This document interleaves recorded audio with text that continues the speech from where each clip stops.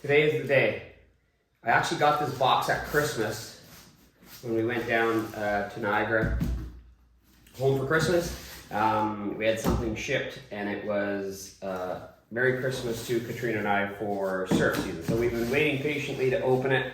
I did obviously open it just to make sure what was supposed to be in there was in there. But what it is it's a Smoky Lakes filter press.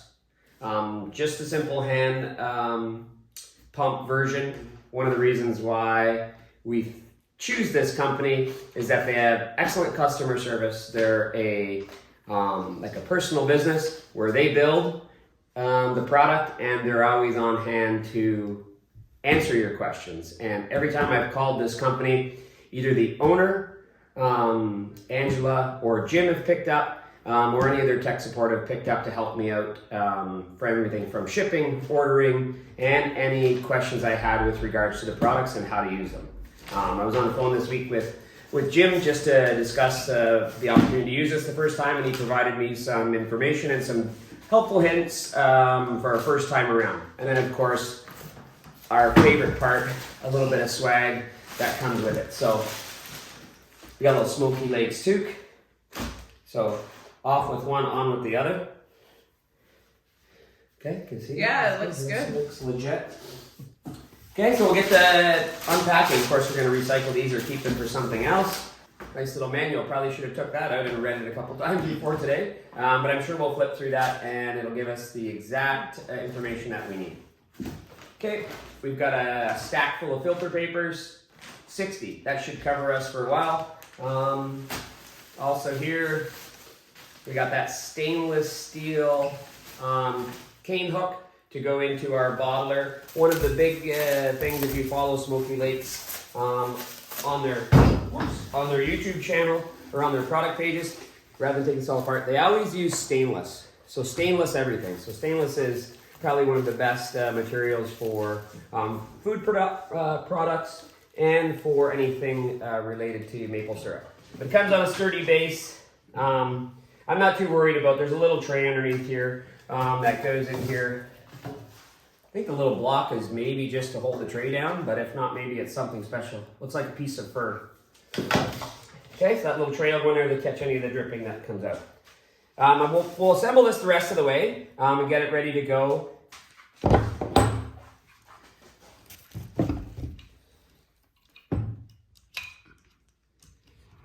What do you got? This is what it boils down to. These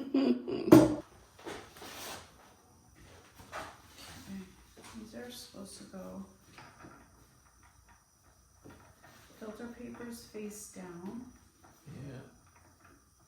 Okay, and then slide that.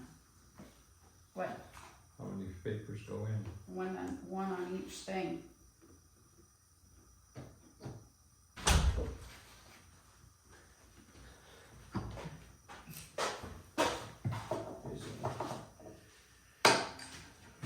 Buddy that. Okay, you should be able to see if you want to.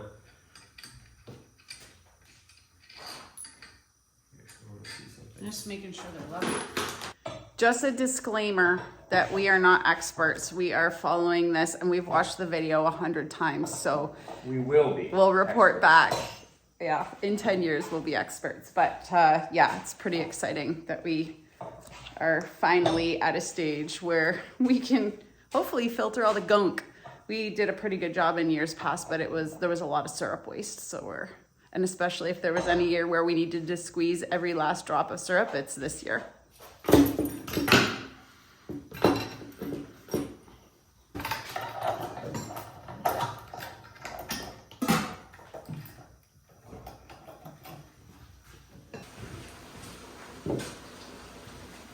These ones?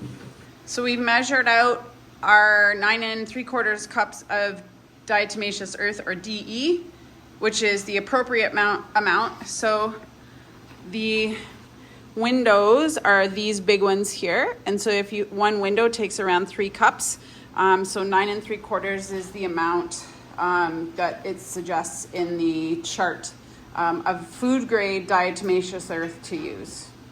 The instructions say to mix a slurry, and so we're adding half gallon, which is 8 cups, into a pot, and then you mix enough DE to make it, I guess, a thick slurry, because there is no exact measurement. They just say not so thick that the hose can't suck it up, and that slurry is then going to charge the bank of filters, and then any excess liquid goes back in the pot, which are getting warmed to between 180 and 190 right now.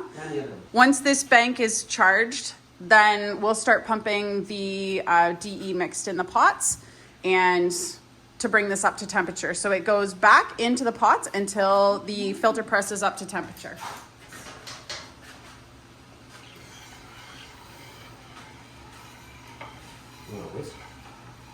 They just mixed it up. Oh, this would be great. It should mix in. Looks like gravy. Interesting. A little bit thicker. Here we go.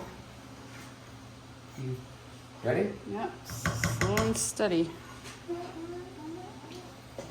Where's it going? Linda has to keep stirring, and then Brian's gonna pump. And right now we're filtering it back into the pot until it comes up to temperature. So there's a thermometer here that I have to watch.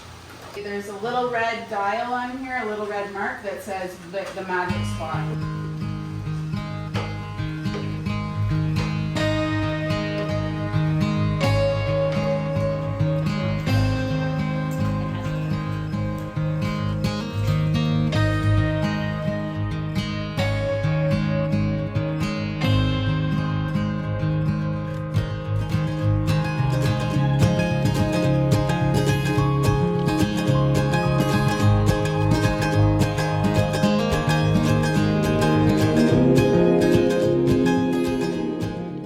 So I had to leave this morning just before we finished here because I was giving a talk around food preservation actually at the local Kirkfield District Historical Society. And so Brian and his mom and dad finished doing all of the rest of the canning. So we ended up getting 30 liters, which isn't bad at all, more than I thought we were going to get. And I wasn't here to actually video Brian taking apart the filter press, but he did save the filters so that I could video it and show you. But it's pretty amazing what comes out. Well, of course, we put 9 3/4 cups of diatomaceous earth in, but let me show you what it looks like. But I did want to show you how clear. This is, of course, the clearest sap we've ever had, but look at how clear that is. It's crazy. Like literally, I can read through it. It's so clear.